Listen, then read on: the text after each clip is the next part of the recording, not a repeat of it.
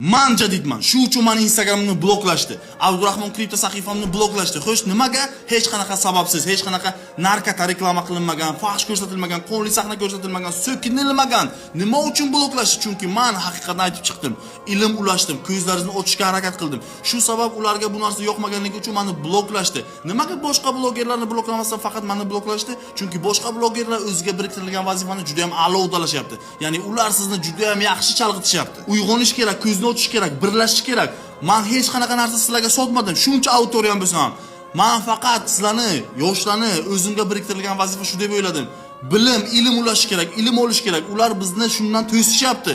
Davaychi birlashamiz. Men bunt qilinglar, boshqa qilinglar deyman, ilm olinglar deyman. O'zgarishimizga, gazimiz bo'lmasligiga, boshqasi bo'lmasligiga asosiy sabab ilmimiz yo'qligida. Ilm olishimiz kerak. Balkim shu video mana aytgan gaplarim uchun blokka tushar. Menga baribir, lekin siz shu videoni ko'rayotgan bo'lsangiz, demak birlashish uchun sabab sizga. Bu hech qanday o'zidan o'zi sizga chiqib qolmaydi. Endilikda men shu yerda 2 barobar ko'proq haqiqatni gapiraman. Ular sizga to'g'ri degan narsalarni men noto'g'riligini ko'rsataman. Haqiqatni men sizlarga ko'rsataman.